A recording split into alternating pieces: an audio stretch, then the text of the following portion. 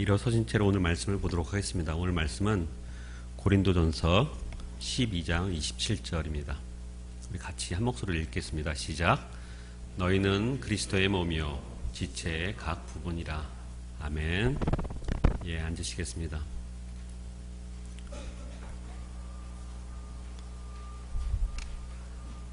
예, 다시 한번 열린 예배 오신 여러분을 주님의 이름으로 환영드립니다. 우리 옆에 사람 보시면서 우리 인사하도록 하겠습니다. 예. 열린 예배니까 우리 마음을 엽시다. 예, 잘 오셨습니다. 예, 오늘 말씀을 묵상할 텐데 계속해서 고린도전서 말씀을 묵상할 텐데요. 우리 말씀을 묵상하기 전에 잠시 다시 한번 기도하도록 하겠습니다. 말씀을 선포한 저를 위해서, 말씀을 듣는 여러분의 마음을 위해서 우리 잠시 다시 한번 기도하는 시간을 갖도록 하겠습니다. 기도하겠습니다.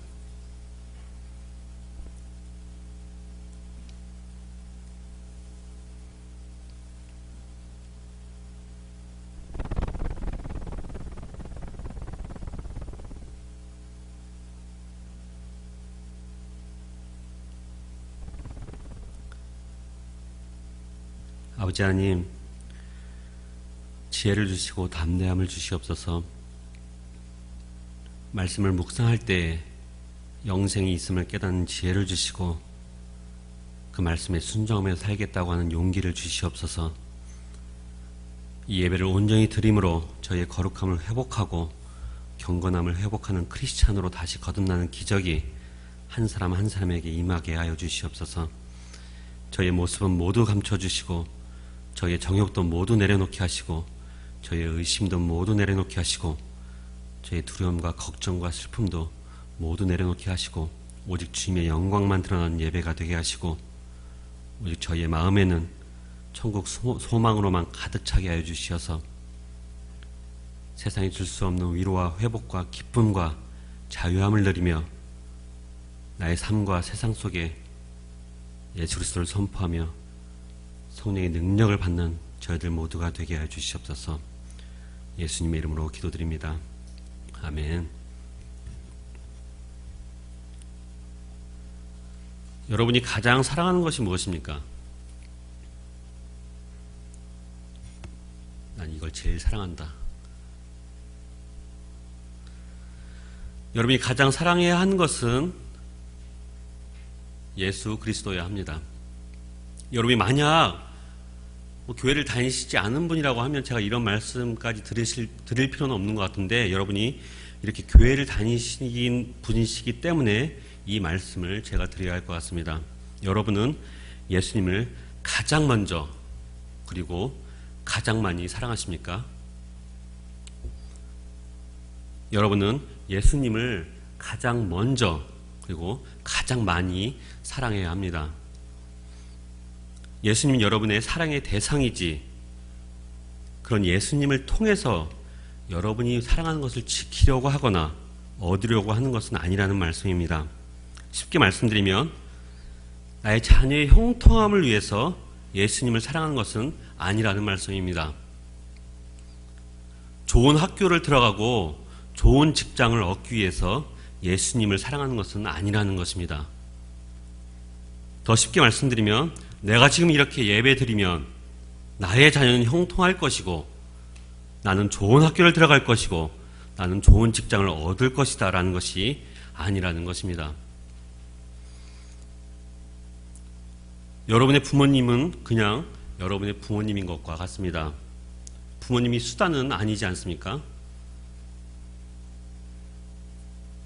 부모님은 그냥 사랑해야 할 분들입니다. 왜 그렇습니까?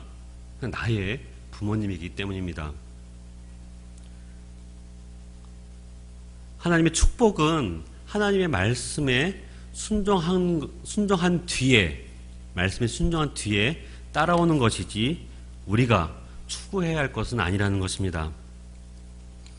예수님을 가장 먼저 사랑하고 가장 많이 사랑해야 하는 이유는 그래야만 우리가 다른 것들도 진정으로 사랑할 수 있기 때문입니다. 그렇지 않으면 자녀를 사랑하면 사랑할수록 여러분이 자녀에게 더 많은 관심을 부어주면 부어줄수록 여러분이 자녀에게 돈을 더 부어주어서 풍족하게 해주면 해줄수록 이상하게 자녀들은 상처를 받습니다. 그런 것을 자녀에 대한 집착이라고 해야 할지 모르겠지만 하여간 그 자녀의 마음에는 이상하게 상처만 남습니다. 사랑하는 여러분, 여러분이 지금 예배하고 있는 이 교회를 여러분은 얼마나 사랑하십니까? 이 교회는 여러분의 영혼의 집인데 여러분이 이 교회를 사랑하기를 원하신다면 여러분은 가장 먼저 예수님을 사랑하셔야 하고 가장 많이 예수님을 사랑하셔야 합니다. 그렇지 않으면 교회가 집착이나 수단이 될 수 있을 것입니다. 그럴 가능성이 큽니다. 그 집착이 사랑이 아니라는 것은 여러분이 분명히 잘 아실 것입니다. 열린 예배에서 고린도전서 말씀을 계속 묵상해 오신 분들은 잘 아실 텐데 고린도전서를 기록한 사도 바울은 무엇을 사랑합니까? 예수님을 사랑합니다. 그렇기 때문에 교회를 사랑합니다.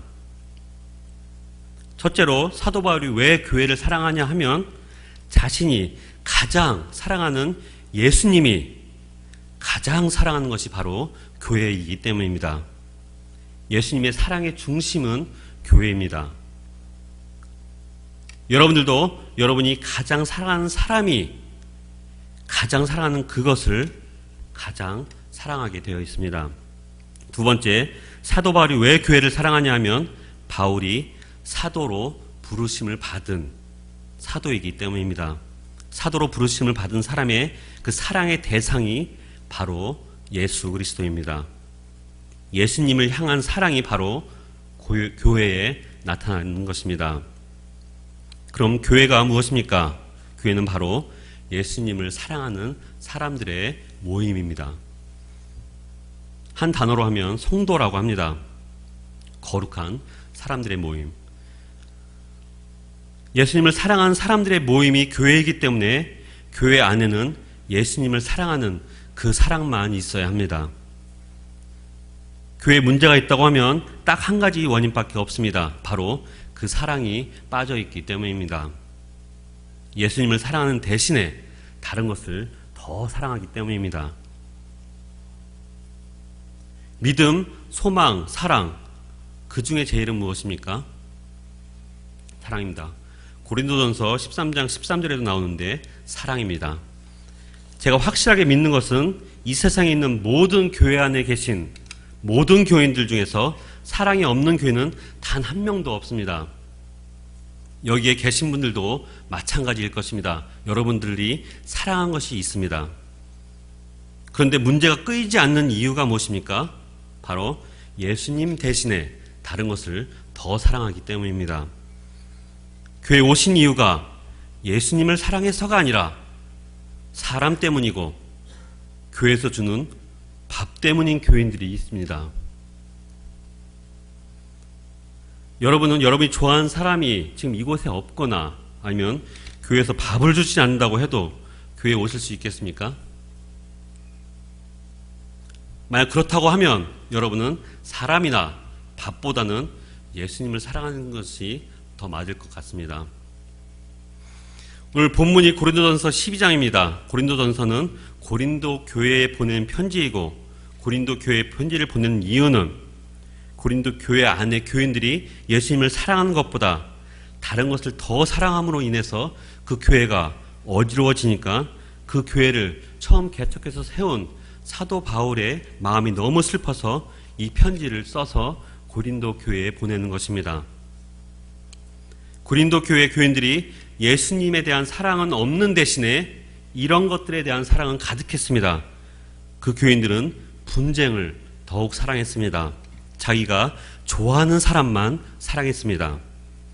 바울을 사랑하는 교인들, 아볼로를 사랑하는 교인들, 게바를 사랑하는 교인들, 예수님을 사랑하는 교인들, 이런 교인들이 모여서 분쟁을 더욱 사랑했습니다.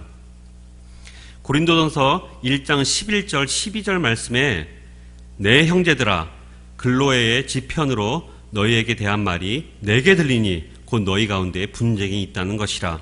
내가 이것을 말하거니와 너희가 각각 이르되 나는 바울에게 나는 아볼로에게, 나는 게바에게, 나는 그리스도에게 속한 자라 한다는 것이니. 마찬가지로 오늘 본문이 있는 고린도전서 12장 안에도 그런 사람들이 나옵니다. 15절, 16절 말씀입니다. 우리 같이 한 목소리로 읽어보도록 하겠습니다. 15절, 16절 말씀 시작. 만일 발이 이르되 나는 손이 아니니 몸에 붙지 아니하였다 할지라도 이로써 몸에 붙지 아니한 것이 아니요. 또 귀가 이르되 나는 눈이 아니니 몸에 붙지 아니하였다 할지라도 이로써 몸에 붙지 아니한 것이 아니니. 발을 사랑하는 교인들, 이 손을 사랑하는 교인들, 귀를 사랑하는 교인들, 눈을 사랑하는 교인들, 이런 교인들이 모여서 분쟁을 더욱 사랑합니다. 분쟁을 얼마나 사랑하는지 발 따로, 손 따로, 눈 따로, 귀 따로 몸에서 잘라내서 도려내서 그것만 사랑한다고 합니다. 21절 말씀을 보시길 바랍니다. 눈이 손더러 내가 너를 쓸 데가 없다 하거나 또한 머리가 발더러 내가 너를 쓸 데가 없다 하지 못하리라. 이 분쟁을 얼마나 사랑하는지 눈이 손에게 말하기를 너는 쓸 데가 없으니까 잘라서 그냥 버렸으면 좋겠다 하고, 머리가 발에게 말하기를 너는 쓸 데가 없으니 잘라서 버렸으면 좋겠다 할 정도가 된 것입니다. 이것이 고린도 교회라고 하는 곳에서 벌어지고 있는 일들이었습니다. 이 교회에서 너는 필요가 없으니까 나가라는 말입니다. 그런 말을 듣는 사람은 정말로 그 교회에서는 그렇게 크게 필요하지 않을지도 모릅니다. 하지만 정작 나중에 그런 부족한 지체를 더욱 귀중하게 여기시는 주님이 계신 그곳에서는 그렇게 말했던 사람을 오히려 찾아볼 수 없을지도 모릅니다. 사랑하는 여러분, 분명한 것은 더 쓰임받는 지체도 있고 덜 쓰임받는 지체가 있는 것은 분명한 사실입니다. 그리고 또 하나, 그것보다 더 중요하고 분명한 사실은 그 지체들 모두가 한 몸이라는 것입니다. 더 많이 쓰임받는 지체가 교만할 필요가 없고 덜 쓰임받는 지체가 열등감에 시달릴 필요가 없어야 하는 것이 바로 이 교회라는 것입니다. 고린도전서 12장 22절부터 27절 말씀입니다. 우리 같이 한 목소리로 읽어보도록 하겠습니다. 시작. 그뿐 아니라 더 약하게 보이는 몸의 지체가 도리어 요긴하고 우리가 몸에 덜 귀히 여기는 그것들을 더욱 귀한 것들로 입혀주며 우리 아름답지 못한 지체는 더욱 아름다운 것을 얻느니라. 그런즉 우리 아름다운 지체는 그럴 필요가 없느니라. 오직 하나님이 몸을 고르게 하여 부족한 지체에게 귀중함을 더하사 몸 가운데서 분쟁이 없고 오직 여러 지체가 서로 같이 돌보게 하셨느니라. 만일 한 지체가 고통을 받으면 모든 지체가 함께 고통을 받고 한 지체가 영광을 얻으면 모든 지체가 함께 즐거워하느니라. 너희는 그리스도의 몸이요 지체의 각 부분이라. 여러분은 그리스도의 몸입니다. 이 선포가 얼마나 귀하고 귀합니까? 예수 그리스도를 믿고 영접해서 그분이 보내신 성령님의 침례를 받은 사람들이 모여서 이룩되는 이 영적인 유기체인 여러분들이 모여있는 곳이 바로 교회라는 것입니다. 에베소서 1장 23절 말씀에 교회는 그의 몸이니 만물 안에서 만물을 충만하게 하시는 이의 충만함이니라. 여기에서 그 자녀를 가지신 부모님들은 아실 텐데 우리 자녀들이 언제 상처를 받습니까? 아이들이 혼난다고 무조건 상처를 받는 것이 아닙니다. 아이가 혼날 때 아이들이 상처를 받는 이유는 여러 가지가 있는데 대표적인 것이 사랑 없이 혼낼 때 아이들이 상처를 받습니다. 그리고 반대로 무관심할 때 상처를 받습니다. 아직 결혼하지 않으신 분들은 이것을 꼭 기억하시길 바랍니다.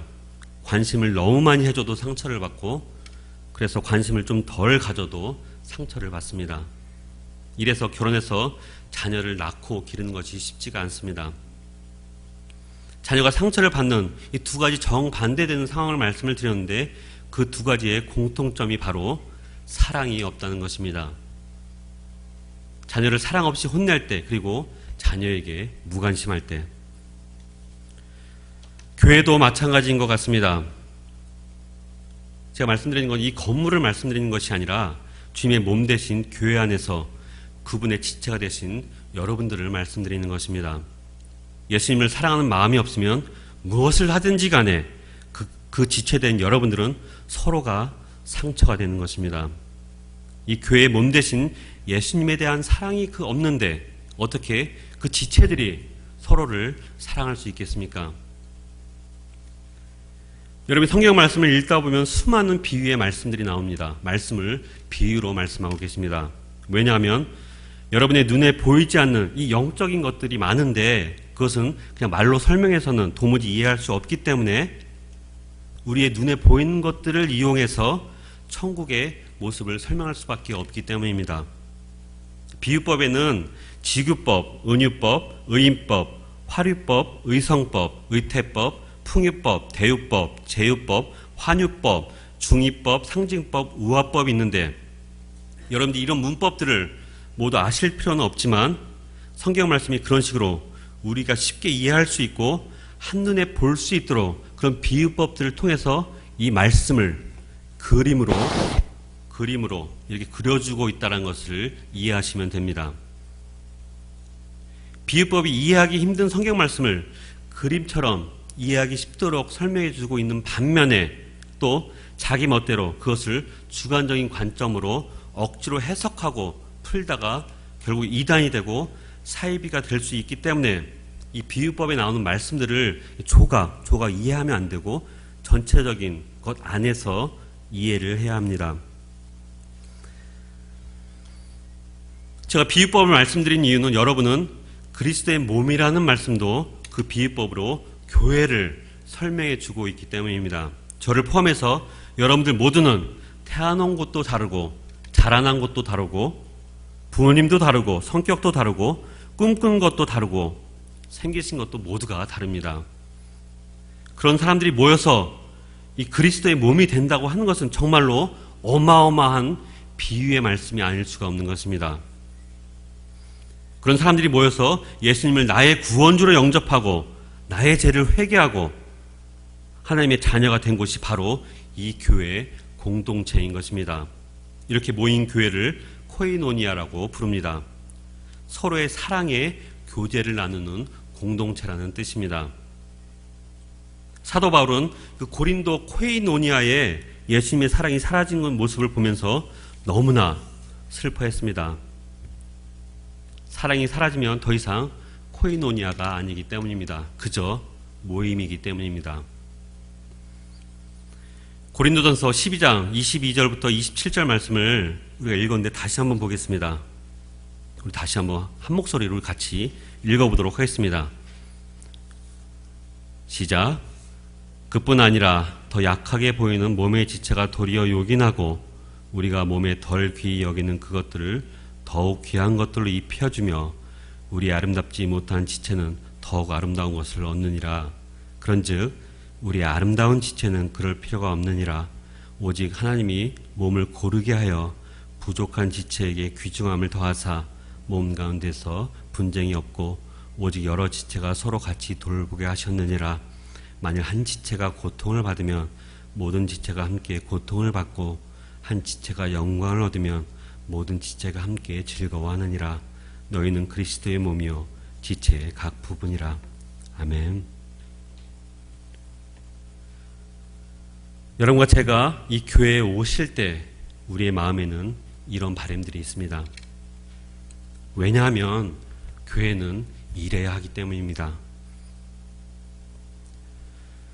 여러분 한 사람 한 사람에게 예수님을 사랑하는 마음으로 말미암아 그 사랑이 이곳에 모인 모든 지체들에게 흘러 넘쳐나고 여러분 한 사람 한 사람의 마음이 또 여러분이 그런 축복의 통로가 되시기를 예수 그리스도의 이름으로 축원드립니다.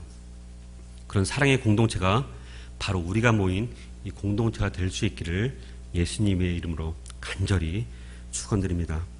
기도하겠습니다.